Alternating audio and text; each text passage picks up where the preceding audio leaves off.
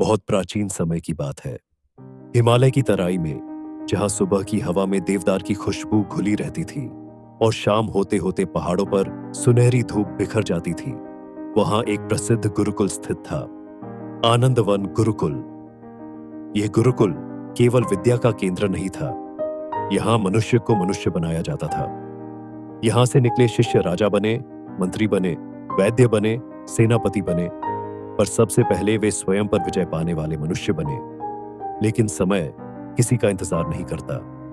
पुराने गुरु आचार्य सोमदेव आयु के अंतिम पड़ाव पर पहुंच चुके थे। एक दिन उन्होंने शिष्यों को बुलाया, आशीर्वाद दिया और हिमालय की गुफाओं में तप के लिए चले गए। गुरुकुल अचानक बिना दिशा के रह गया। शिष्य तो वही थे, पर कुछ बदल गया था। अदृश्य गिरावट सुबह की प्रार्थनाएं होती, पर मन वहां नहीं होता। शास्त्र पढ़े जाते, पर अर्थ भीतर नहीं उतरता। ध्यान में बैठते तो शरीर स्थिर रहता, पर विचारों का तूफान चलता रहता।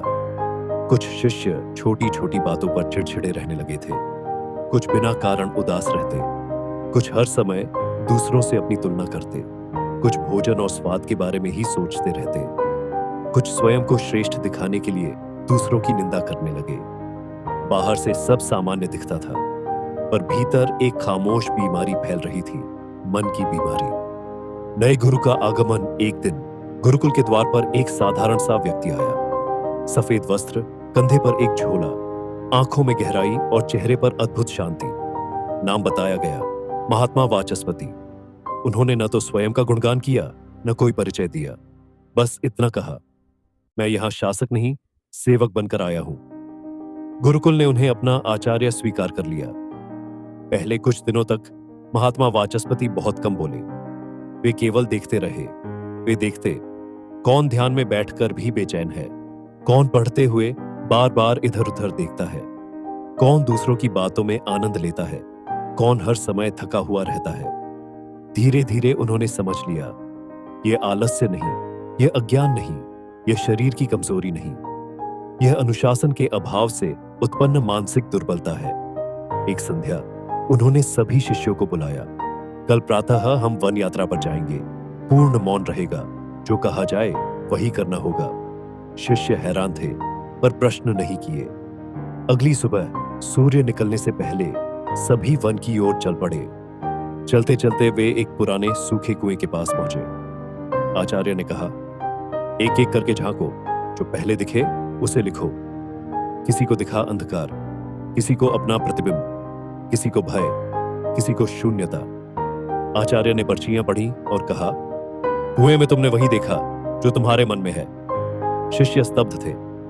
वृक्ष के नीचे बैठकर आचार्य बोले, तुम सब शारीरिक रूप से स्वस्थ हो, पर मानसिक रूप से कमजोर हो रहे हो, और इसका कारण है कुछ गलत आदतें।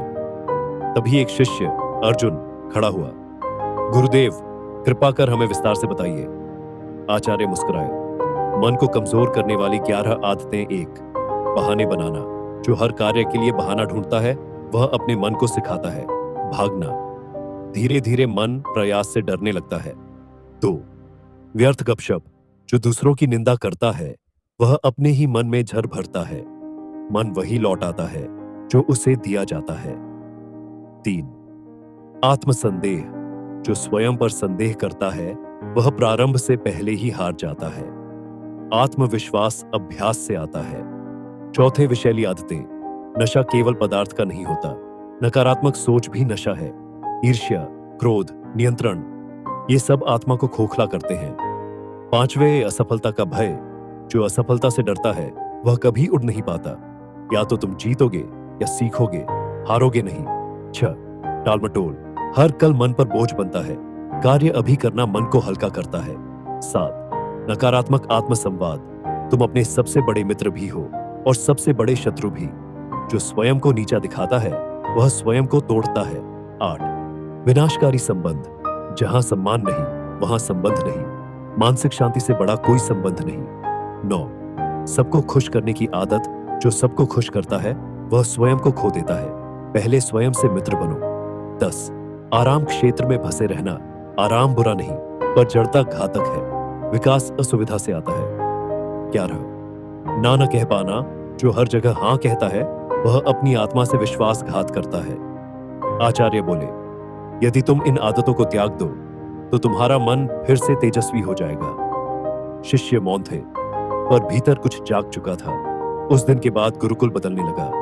ध्यान गहरा हुआ, क्रोध कम हुआ, आंखों में चमक लौटी और आनंदवन गुरुकुल फिर से मनुष्यों को मनुष्य बनाने लगा। सिख मन की बीमारी दिखाई नहीं देती, पर जीवन को खोखला कर देती है, और मन की चिकित्सा अनुशासन, आत्मचिंतन और साहस से होती है।